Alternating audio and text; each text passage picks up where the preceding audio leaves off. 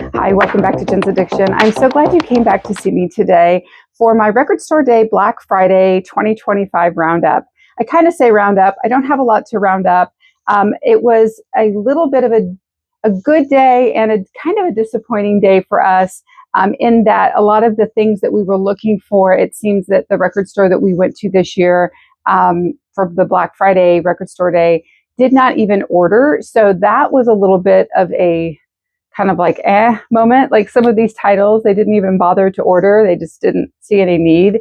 And they didn't seem to understand maybe what the records were. So that seemed a little disappointing. My husband ended up going on Friday morning. He braved the 20-degree temperatures to go stand in line. He was about 15th in line. We were supposed to go north for the holiday, and family things happen, stuff happens. All of our plans changed.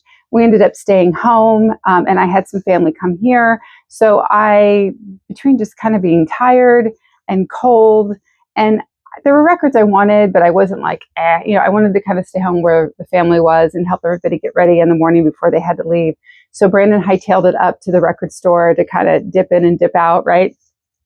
It takes about 30 to 40 minutes, depending on traffic, to get to our closest record store, which is not super close, right? And I think there was a decent little crowd. Like I said, he was 15th. He had some great conversations in line. We kind of texted in real time. And by the time he got up there, was really disappointed that the record that he really got up and boogied to go get, they didn't even bother to order this year. And I think they thought that it was just a reissue of the Warren Zevon. But just kind of a missed opportunity, I think, for sales. A lot of people in line, I think, had asked for it. And they were kind of surprised that maybe it was asked for and that they maybe should have ordered it. So that being said, he only left with 2 records from that particular store.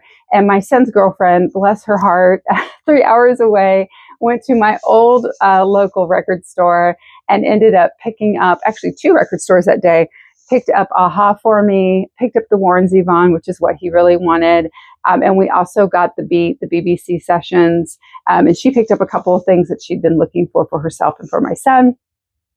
And there were obviously others on the list. Some of them will be reissues and things I can find later on if I really, really want them. But those were sort of the big ones that I felt maybe I wouldn't be able to get my hands on eventually. So I'm super excited to get those. But I do have 2 to show today, and I thought that I would do that and just kind of give my brief and quick opinions about them.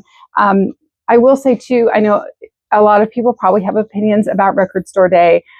I like holidays. I like any excuse to go to a record store, to support small business, to support record stores. It is nice when the record stores participate and have a little fun too, either by carrying Record Store Day items or maybe having a sale of their own, or zhuzhing up the store with some new exclusive merchandise or bringing out some big ticket items just to kind of attract sales. I mean, after all, it's probably, by the time I'm filming this, I think it's Small Business Saturday.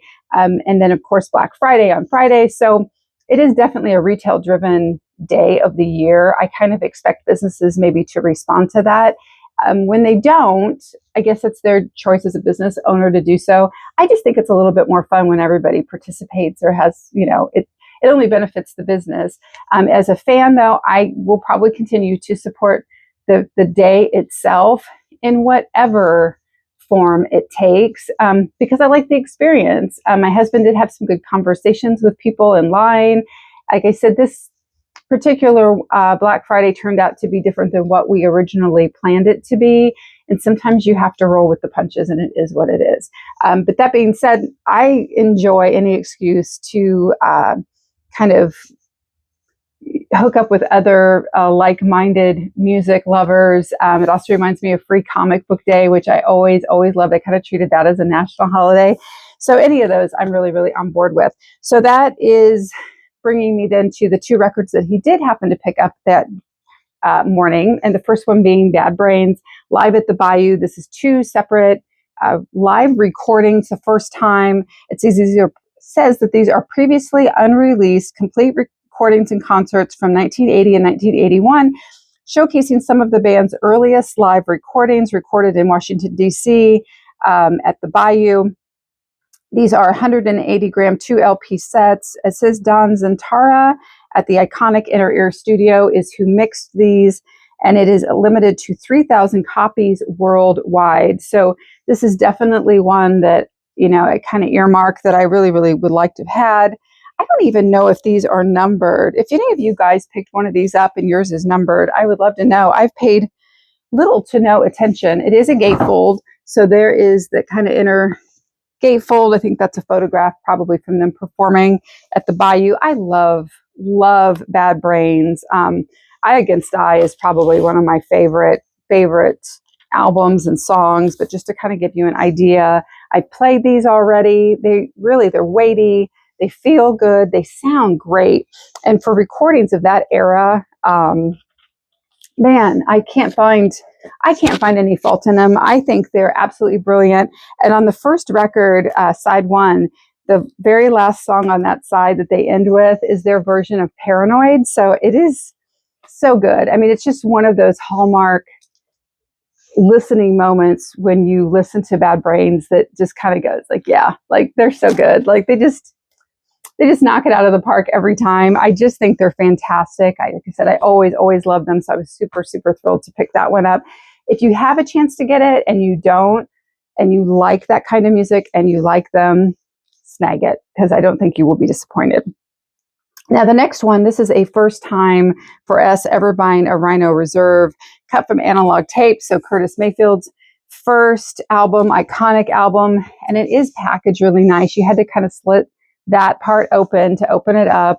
I mean, the cover itself that they put it in is pretty slick. This one just says this was ranked on Rolling Stone's top 500 greatest albums of all time. Curtis Mayfield's solo debut album, psych funk masterpiece, lacquered from the original analog masters by Matthew Luthans at the Mastering Lab. So that's what's all on this little ticket. And then, of course, that's on the back. But packaged just great. There's that kind of iconic your gatefold. This side was sealed up.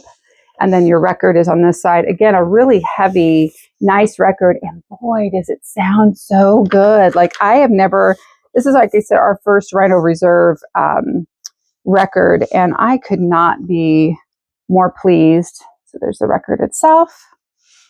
And it sounds great. And it's funky and vibrant and wonderful and timeless as I could ever remember this album being. It has all those sounds and qualities of that era and this music that I love so much. So I absolutely, until I could ever find an original, which I know I've heard other people even comment that sometimes finding an original of this in good condition that you want in your collection, if you're like collecting, is a little bit difficult at times to do. So I was super happy when I saw this pop up because I thought this would be a wonderful stopgap measure in lieu of finding an original copy, which for nostalgic purposes, I may always gravitate toward grabbing an original if I find it. But this is an awesome addition to my collection. I am super happy with this one. And it was a lot of fun. These were the two records we listened to while we put our Christmas tree up yesterday. Like a little sprinkling of Christmas music, a little sprinkling of Bad Brains, and then some Curtis Mayfield, and then back to some more Christmas jams. So again, just wonderful records. I appreciate my husband so much for getting up and running out and tackling the weather to grab these the other morning. I'm just sorry that the one he wanted, he's going to have to wait a little longer to get. It's north, and we'll have to travel up there to pick it up. But all in all, I think it was fun pickups. I think the records we have coming are going to be exciting to hear, and I'm really looking forward to that. So did you guys participate in Black Friday? Did you buy any of the records that I just showed or have coming, or something completely different? I will say the one record that I really did want that I forgot about was the Bill Evans record. So I'm hoping to pick that one up as well. I do love all the records they've been producing as part of his catalog, and I think that would be an excellent addition. I wasn't thinking. I was not thinking at all. But I would love to hear what you guys picked up. Or do you have a Christmas list coming up? You know, we're getting into the holiday season, of course. Maybe you have something on your list that you would like to ask Santa Claus for. If you've all been very good, maybe he'll fill your stockings with lots of Maxell tapes and record cleaning fluid and a couple of good tunes along the way. So I'd love to hear what you're asking Santa for Christmas this year. But until next time, I'm going to end it there. I hope you all had a wonderful holiday if you celebrate, a wonderful shopping day if you ran out and did such things on that particular day or any day going forward. Just be safe.